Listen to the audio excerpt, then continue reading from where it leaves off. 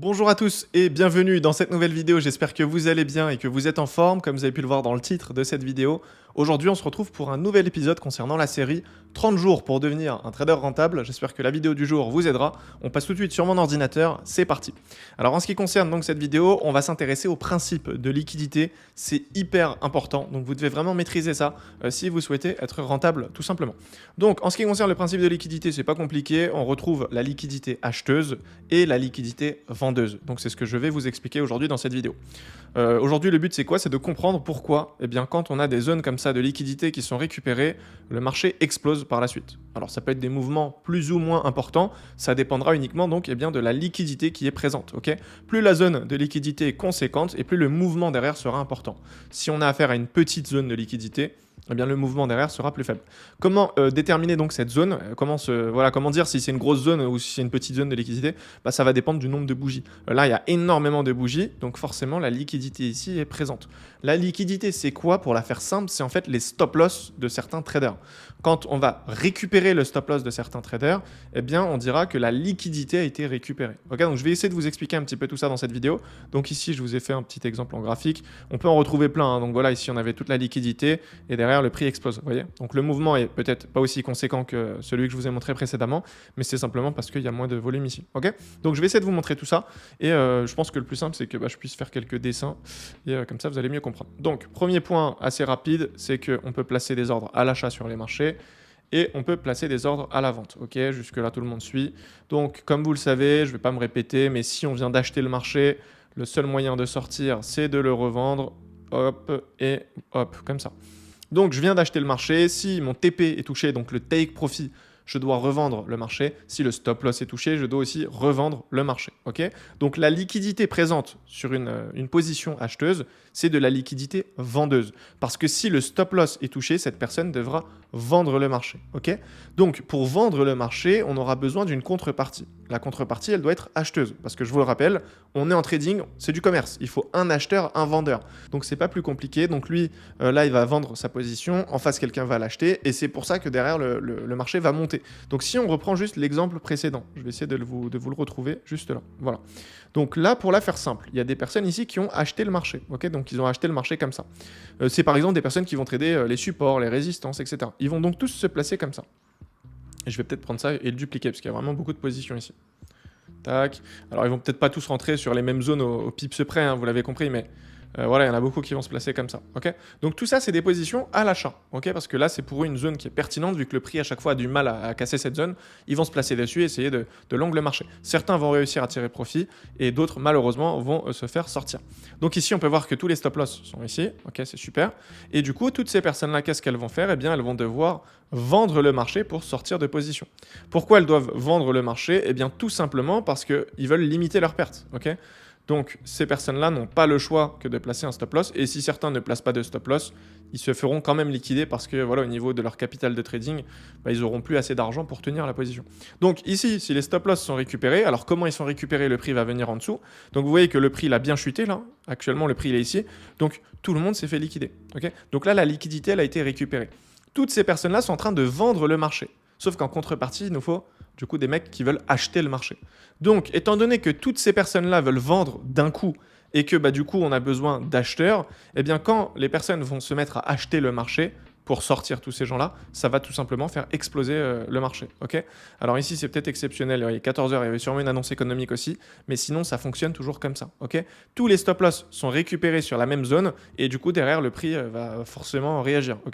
Donc là, c'était dans le cas où on avait acheté le marché, mais en cas de vente, c'est la même chose. Donc là, vous l'avez compris, tous les stop-loss ont été récupérés. Donc là, on dira que la liquidité a été prise. Et du coup, derrière, le prix explose. Donc c'est ça, en fait, le principe de liquidité. C'est le fait de comprendre que quand on place un ordre à l'achat, on va devoir le vendre pour sortir du marché. Sauf que pour le vendre, il faut du coup des acheteurs. Et si on a des acheteurs et que tout le monde se place en même temps parce que c'est sur une zone précise, le marché va forcément réagir derrière. Donc il y en a certains qui vont baser leur stratégie là-dessus. Alors c'est pas suffisant parce qu'il faut quand même d'autres confirmations, mais en tout cas ça vous montre quand même que ça reste plutôt pertinent.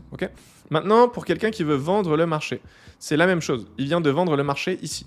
Son seul moyen de sortir de position, ça va être d'acheter le marché. Parce que si son stop loss, en gros, est touché, il va devoir acheter le marché. Si tout simplement son TP est touché, donc son take profit, il va devoir de nouveau acheter le marché. Alors il y en a peut-être certains qui ne comprennent pas, donc je vais peut-être essayer de mettre quelques chiffres pour que ce soit plus simple. Ok, je viens d'acheter une action à 5 euros. Cette action est montée à 8 euros. Moi, je suis actuellement en train de la vendre. Ça veut dire que là, si c'est à 8 euros, je suis en train de perdre de l'argent. Et j'ai pas envie de perdre plus d'argent. Donc qu'est-ce que je fais? Je décide de sortir du marché. Mon stop loss a été touché, je sors du marché. Étant donné qu'ici j'avais vendu l'action, je vais devoir l'acheter pour sortir. Okay, et il en est de même, si du coup on tombe à 1 euro, eh bien je suis en train de réaliser du profit. Parce que j'ai vendu le marché et j'étais à 5 euros. Donc si à 5 euros on fait une vente et que ça tombe à 1 euro, on fait des profits. Pour récupérer nos profits, on doit acheter le marché. Okay, c'est ça le principe de liquidité. Sauf que si on veut acheter le marché, en contrepartie, il faut un vendeur. Donc ici, il y a quelqu'un qui va se mettre à vendre le marché pour tout simplement récupérer notre liquidité. Donc on va essayer de voir un petit peu sur les marchés si on peut trouver un principe similaire. Bah là, typiquement, c'est un peu la même chose. Regardez. Ici, on avait comme un EQH, vous voyez. Donc un EQH, c'est tout simplement une zone de liquidité. Les personnes se sont placées ici. Alors attendez, regardez. Ça, c'est magnifique. Ça va être un concept de fractalité que je vais sûrement vous faire dans une prochaine vidéo. Mais regardez, là, on a 1 heure. Si je passe par exemple en 30 minutes, voilà, ici, on peut clairement voir, vous voyez, une grosse zone de liquidité. Donc ici, les gens se mettent à vendre le marché. Parce que pour eux, c'est une zone qui est solide et qui ne va pas casser. Donc s'ils se mettent à vendre, ils vont tout simplement se placer comme ça. Tac. Voilà, ils vont placer des positions comme ça, en fait, à la vente. OK? Comme ça. Alors, des stop-loss seront plus ou moins grands. Tac, tac. Voilà, comme ça, vous avez compris. Ils vont se placer comme ça à la vente. OK? Du coup, si nous, derrière, on arrive et que le marché monte, eh bien, il va récupérer tous les stop-loss. Si les stop-loss ici sont récupérés, ces gens-là, ils doivent acheter le marché pour sortir de position. Sauf que pour acheter le marché, il faut un vendeur en contrepartie. Et le vendeur, ici, ce sera donc la Smart Money, le Composite Man. Il va donc, à l'aide de cette mèche, eh bien, récupérer tous les ordres. Et derrière, donc c'est normal, il injecte et ça fait chuter le marché. OK ? Donc voilà, c'est un petit peu ça le principe de liquidité. Il y en a peut-être beaucoup qui ne comprennent pas forcément le fonctionnement. Je pense qu'à travers cette vidéo, ce sera sûrement plus clair. Dans tous les cas, ce que vous devez retenir, c'est qu'il y a du coup de la liquidité acheteuse et de la liquidité vendeuse. Et c'est grâce à ça qu'on va pouvoir déterminer bien si le marché va monter ou si le marché va chuter. Si ici, on avait par exemple cette présence de liquidité, il n'y aurait aucun sens que le marché nous fasse des plus hauts. Okay, alors qu'il a récupéré ça. Parce qu'une fois qu'il a récupéré la liquidité, il doit forcément réagir. Okay, alors certes, ce sera peut-être pas un très gros mouvement, mais on aura quand même une réaction, même si elle est faible, avant, tu vois, un mouvement qui est plus conséquent. C'est tout le temps comme ça que ça se passe. Donc je vais essayer d'aller sur les graphiques et essayer d'identifier ça un petit peu avec vous pour vous montrer comment ça se passe sur les marchés donc en réel. Là, on est en 30 minutes. Tac. Donc là, on pouvait voir du coup la zone de liquidité. Là, c'est pareil, on avait une zone ici. Tac. Il était venu récupérer. Alors ça peut être des grosses récupérations de liquidité comme des plus faibles. Hein. L'idée, c'est juste de comprendre le principe. Donc, tac. Bon, là, on était dans des grosses structures. Après, il y a des moments où il ne récupère pas. Ça, c'est une question ici qui revenait beaucoup. Est-ce qu'à chaque fois qu'il fait du coup de la liquidité, donc là, typiquement, c'est des liquidités, est-ce qu'il doit à chaque fois récupérer? Alors, en vrai, oui, il doit à chaque fois récupérer. Mais le truc, c'est qu'il n'est pas obligé de le récupérer tout de suite. Là, je suis sur du 30 minutes. Il peut venir récupérer, par exemple, cette liquidité dans 2 jours, dans 3 jours.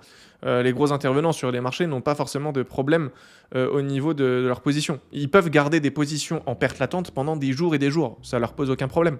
Parce que constamment, ils vont injecter des nouveaux ordres et faire des profits. Donc en fait, ils peuvent tenir des positions en perte pendant plusieurs jours, plusieurs mois, plusieurs années. Il n'y a aucun souci avec ça. Donc ils ne sont pas obligés de venir récupérer la liquidité tout de suite. Alors bien sûr, à un moment ou à un autre, ils vont récupérer cette liquidité parce qu'ils n'ont pas le choix. Mais c'est pas une obligation. Enfin, c'est pas tout de suite, quoi. C'est pas parce que là, il y a eu, je sais pas, un support, une résistance que dans l'espace de 20-30 minutes, il doit venir le récupérer. Non, ça fonctionne pas comme ça. Sinon, ce serait trop simple. Donc là, c'est pareil. Regardez, on avait la liquidité qui avait été créée ici. Il est venu récupérer la liquidité derrière. Et ça explose, gros mouvement baissier. Bon là c'est pareil, il y a sûrement une annonce économique, hein. Au vu de la bougie, 14h30, c'est clairement une annonce économique.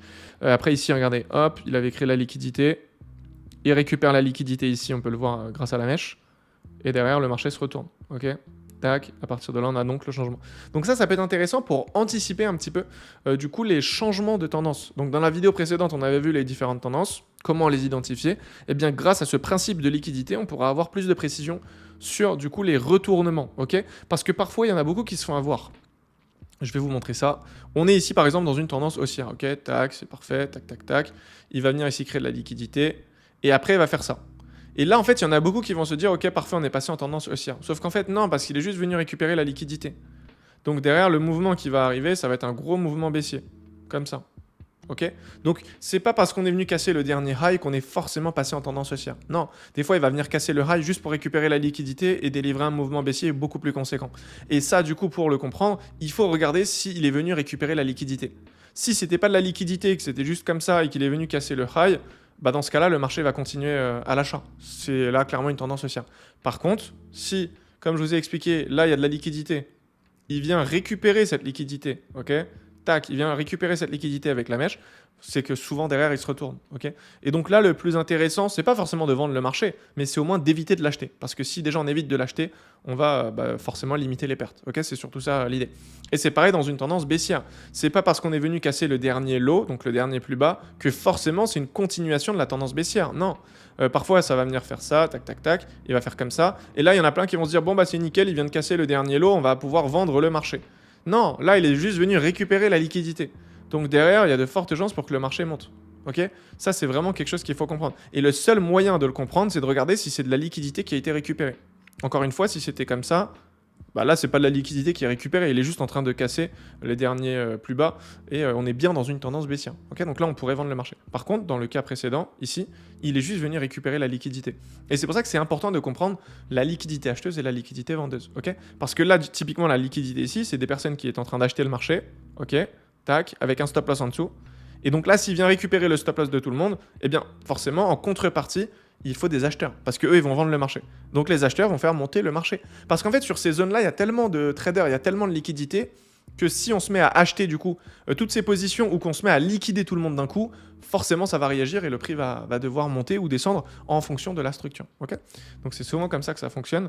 Donc si vous avez des questions sur ce principe, n'hésitez pas à me les poser dans l'espace commentaire. Mais en tout cas, je pense que ça a été assez clair comme ça.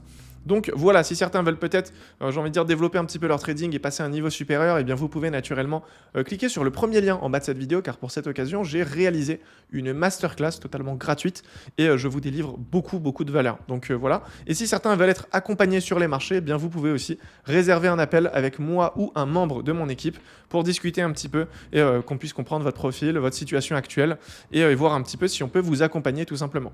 Donc voilà, je pense que j'ai pu faire le tour du sujet. Je vous dis donc à demain 18h pour une nouvelle vidéo. D'ici là, prenez soin de vous. C'était Pierre. Ciao.